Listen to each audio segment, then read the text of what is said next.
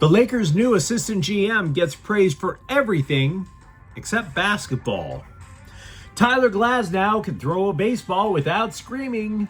Baby steps. And Donovan Dent's time at UCLA was enough to get him to quit basketball. Good morning. I'm James. And this is your daily dose of sports and snark for the greatest sports city in the world, Los Angeles. This is Faithful Angelenos Morning Report. So it is May 26, 2026. Welcome back to the show. Do you like being in the know about LA sports? Well, if you do, clickety-clack the like button. Clickety-clack the subscribe button. There's a notification bell. Hit that. It'll let you know when we drop an update. Sharing is caring. Let people know we exist. By all means, comment. So before we go through the news and notes, we have a quick look at the scoreboard. Dodgers 5, Colorado 3. Hyseong Kim scores twice.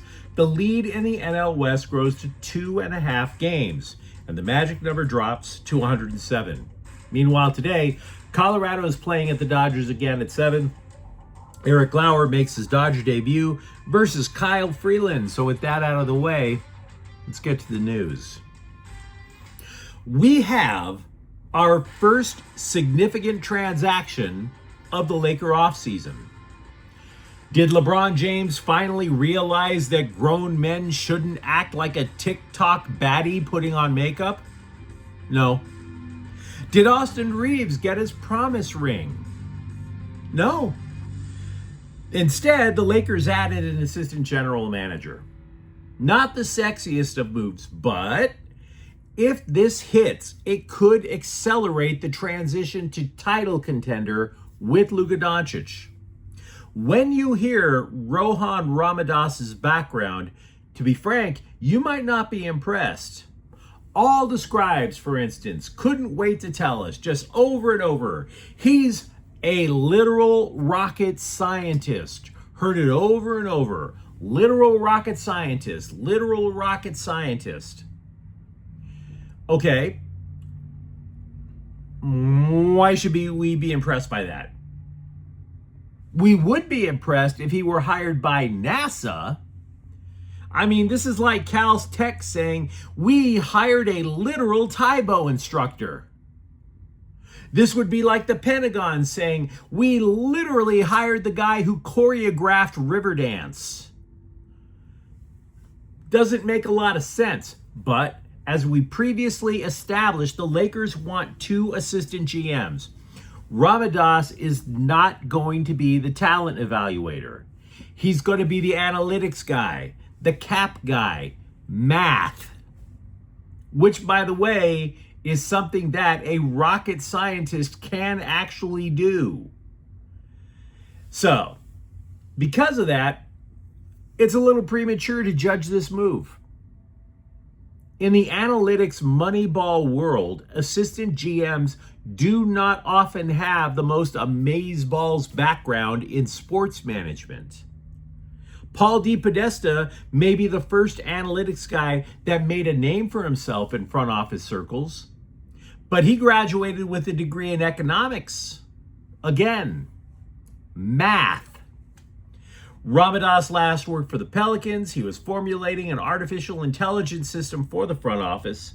So, again, because of the parameters of his gig, I am willing to give this hire the benefit of the doubt. For decades, the Lakers had always been telling us, we're just a humble mom and pop organization, right? Just like the old lady from down the street who comes in and scrubs the toilet. Mom and pop business. The problem, obviously, for the Lakers was that it is now an AI world, and the Lakers were settling for putting sticky notes all over a refrigerator. As for the other gig, the one that has to do with evaluating players, we don't know of any candidates. Now, the Lakers did try to lure Steve Senior away, or Steve Senior, I should say, away from Mini Scrotum, but he declined.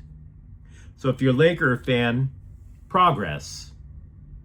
Meanwhile, with the Dodgers, Tyler Glasnow has resumed throwing, which is about as important as zipping up your fly in the morning. I mean, it's an essential, but it's not going to turn heads. Failure to do so is what turns heads. This is not about a rehab start. He's nowhere close to that. He's not even pitching off of a mound. It's literally, hey, Tyler, can you take this baseball and throw it over there without curling into the fetal position? So there's no timetable for his return. It's a baby step.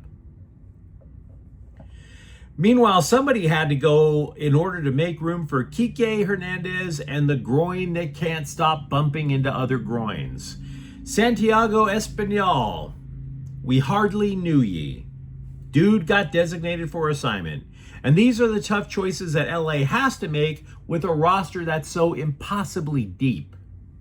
It was either clip Espinal, send Hyseong Kim back to the minors, or put Max Muncy on the injured list. Now, when you look at it that way, this is actually secondary good news for the Dodgers. Not putting Muncy on the injured list means that they feel pretty confident his hand didn't get broken when he was hit by a pitch Friday, even after swelling went down and they had a chance to double check. Now, Muncy was held out of the lineup for Monday's game, but he was seen playing catch on Monday. As for Espinal, dude was only hitting .220. Frankly, Hernandez didn't hit well at all last year, but he can play more positions. They like to call it optionality. Kim, by the way, it wasn't a sure thing that he was going to stay. Going into Monday's game, he was 6 of his last 34. Dave Roberts said, quote, he's back to chasing. I don't know if it's a mechanical thing, he's preparing and competing, but right now it's just not working, unquote. I can't help but be amazed at the remarkable run the Dodger bullpen was on. The 38 consecutive scoreless inning streak, by the way, snapped last night. But Kyle Hurt's case is particularly compelling. He pitched 14 consecutive scoreless innings going into Monday night, and that cut his ERA down to 0.6. 0.6. This from a guy coming off Tommy John surgery, a former starter. Now, here's how it matters. Here's how it works. Starters actually have to have an arsenal at their disposal. 3, 4, you've seen starters with 5 or 6 pitches. A reliever can only get by with 1 or 2. Just fine. So the coaching staff went to Hurt and they asked him to just say, throw fastballs and changeups. That's all we need. Fastball at 96 mile an hour, changeup down to 88. Throws the hitters off anyway. Total ponage. So if you're a Dodger fan, let me know what you think. Former UCLA point guard Donovan Dent said to hell with it and retired Monday. He even moved back to New Mexico, where he played before transferring to Westwood last year. He's going to coach kids. A source said Dent might change his mind. He is going to play in a tournament with his former teammates. I meant to say his former New Mexico teammates, an attorney.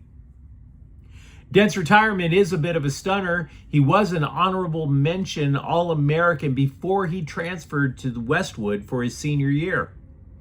At the time he decided to come to UCLA, everybody was thinking this guy was an NBA prospect. Look out, world. The Bruins could threaten for the Big Ten title. They could make a run in the tournament.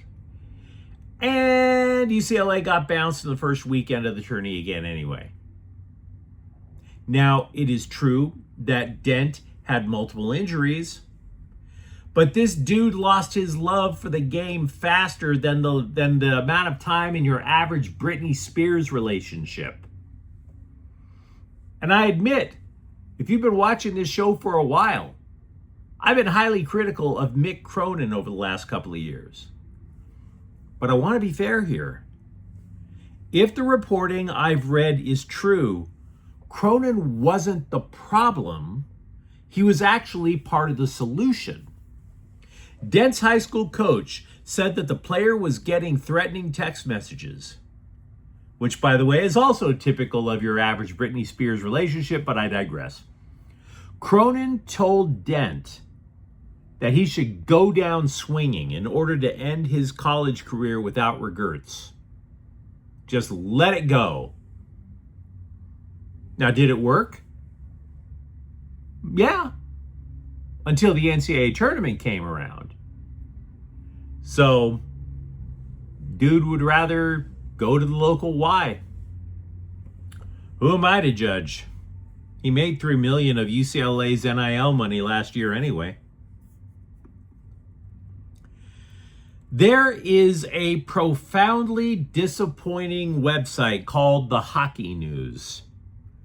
And I'm always clicking on the headlines because I think I'm going to get cutting edge info, and it is always a rug pull. The Hockey News is like somebody claiming that they've got life-changing advice, and it's make your bed in the morning. What? I know. So here's the headline. 3 aspects the Kings could improve upon heading into next season. Item number 1, offense.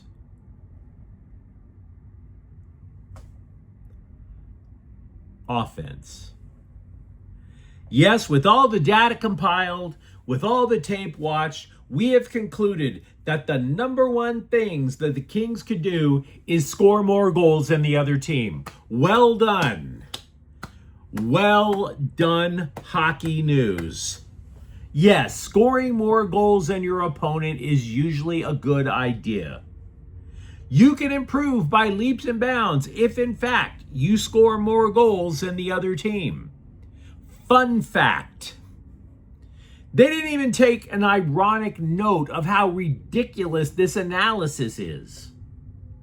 Say what you want about me and my little show, but at least I don't give you guys analysis like, hey, here's a life hack. Don't pour sulfuric acid on your genitals. Offense. The hell's wrong with these guys, I swear. But you let me know what you think in the comments thread. Talk to me, for example, about the rebuild, the Dodgerification of the Lakers front office. And speaking of the Dodgers, are you optimistic now that there's a wee bit of breathing room between LA and the Padres? And if you enjoyed this update, don't forget to subscribe to Faithful Angelenos. We're talking LA sports every single day. Thank you for watching. I'm James, and we'll be back tomorrow. Faithful Angelenos is a Kian Cortel Queso production. Take care.